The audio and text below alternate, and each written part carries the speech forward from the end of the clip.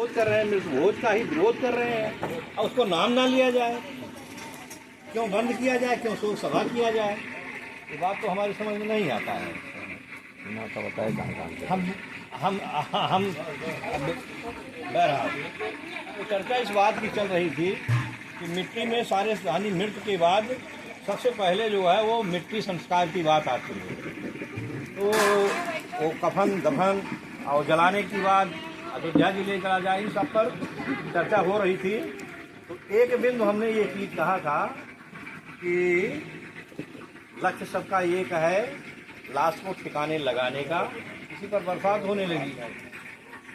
इसके आगे हम मिट्टी संस्कार से निवृत्त होते हैं, उसमें वो लोग जो है वो अगर हम जलाने की प्रक्रिया कर रहे हैं तो जितने लोग वहाँ पर इकट्ठा रहते हैं सभी लोग जो है, चाहे वो इतनी बड़ी 1 बीते की 6 इंच की लकड़ी ही हो, लेकिन उसको तोड़ तोड़ करके 5 भाग में बांटते हैं और सभी ले जा करके उसमें डालने का काम करते हैं। अगर मिट्टी दे रहे हैं तो अंतिम में सभी जो है वो 5 ढेला ही सही उसमें गिराने का काम करते हैं। ये जो जलाने पर ये लकड़ी डालने की प्रक्रिया है, कभी हमने सोचा कि यह प्रक्रिया क्या है, लेकर के इसके पहले चलते हैं तो काउंटिंग होती है कि 5 7, कोई कहता अभी 3 हुआ, कोई कहता 4 हुआ। ऐसी गिनती काहे को होती है, कभी इस पर विचार किया? लेकर के चलते हैं, लेकिन ये एक परंपरा चली आ रही है, परंपरा का ही निर्वहन हो रहा है।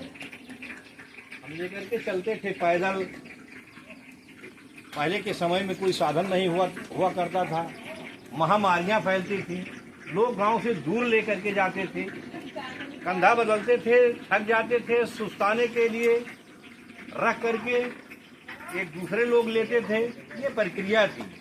आज हम अगर 100 मीटर ले जाना हुआ, भरतकुंड दूसरी जगह ले जा रहे हैं, दूर थोड़ा ले जा रहे हैं, हम पिकअप पर रख रहे हैं, टाली पर रख रहे हैं, तो 100 मीटर ही लेकर के जाना हुआ तब भी गिनती करते हैं कि क्या है ये परंपरा है। और परंपरा जो है वो हमारे लिए वो घातक है, अब उसकी आवश्यकता नहीं है। तो 5 लकड़ी डालते हैं, बड़े बड़े जमींदारों के पास गांव के जो होते थे उन्हीं के पास जमीनें हुआ करती थी, उन्हीं के पास पेड़ पौधे हुआ करते थे। हमारे पास क्या था, हम तो जो है मजदूरी करते थे, ऊपर से हमको पानी मिलता था पीने के लिए। तो हम लोग मिल करके, बुजुर्ग जो थे वो सभी आपस में मिल करके सभी अपने अपने, जैसे आज होलिका पर लोग करते आ रहे हैं, अपने घर से 2 लकड़ी 4 लकड़ी 5 लकड़ी एक निर्धारित कर लिए थे कि ये इकट्ठा किया जाएगा, जिससे उस व्यक्ति के ऊपर भार न आवे और लाश को जलाने में सभी लोगों की मदद हो जाती थी। और आज क्या है, वो परंपरा का निर्वहन कर रहे हैं, ये चीज चल रही है। अब इसके बाद केरोहिंग के पहले शुद्धिकरण की बात आती है, बाल खिलाने की बात आती है। उसके पहले लोग कहते हैं केरोहिंग में ये पाप का खाना है। 13 ब्राह्मण अभी भी है, उनको तमाम रुपया पैसा कपड़े लत्ते सब दे करके 13 ब्राह्मण की गिनती होती, पाप का खाना है। वो भी वो नाटक करते हैं, ना हम खाएंगे नहीं भैया, 13 ही नहीं खाएंगे। अरे पाप का खाना, गंदा खाना तो हमारे सगे संबंधी सबसे पहले खा चुके होते, जिसको आप मार कहते हैं। बगैर धुला हुआ चावल खाते हैं, बगैर छौका भूजा खाते हैं।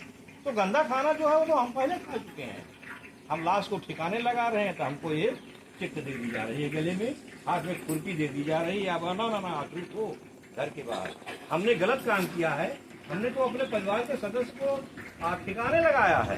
पड़ा रहती तो बदबू देती, सड़ती, गंधाती, असम्मान होता।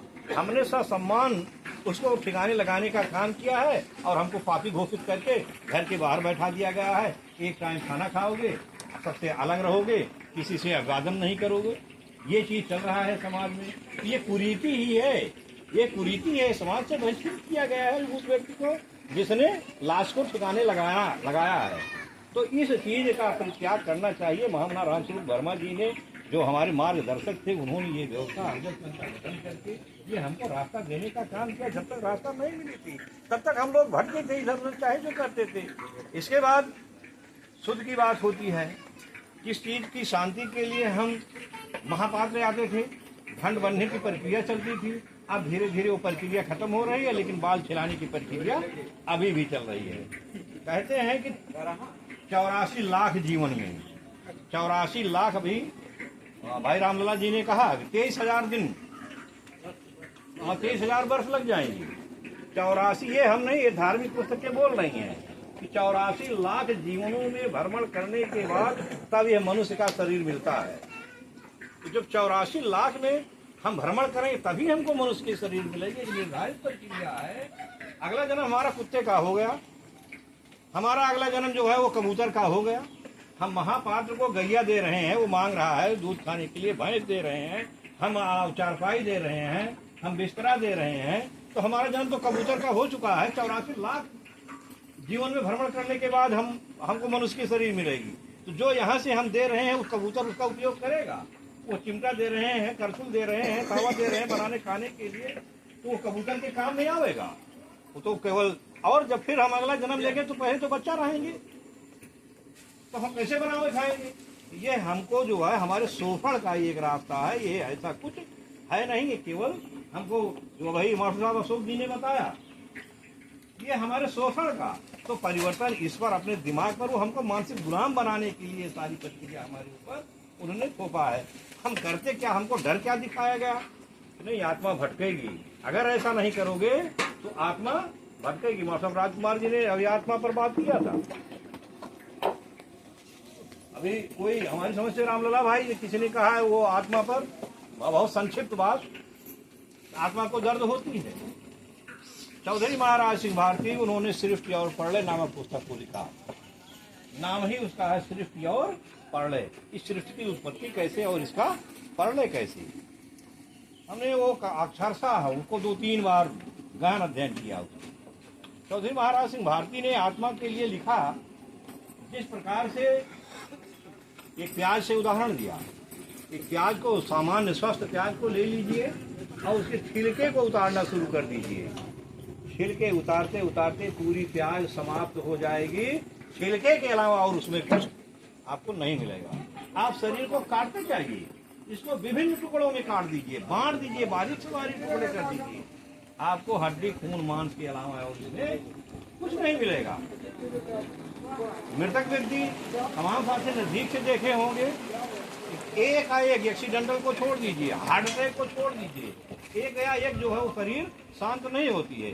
पैर शांत होगा, हाथ शिथिल होगा, यानी जो जो अंग काम करना बंद होते हैं वो जो है, यानी हमारे अंदर के कीटाणु जो हैं, संचालित शरीर को संचालित करने वाले जो कीटाणु हैं वो शिथिल हो जाते हैं, वो कर्मिक रूप से शिथिल होते हैं, और ज्यों ज्यों शिथिल होते हैं हम मृत्यु की तरफ बढ़ जाते हैं।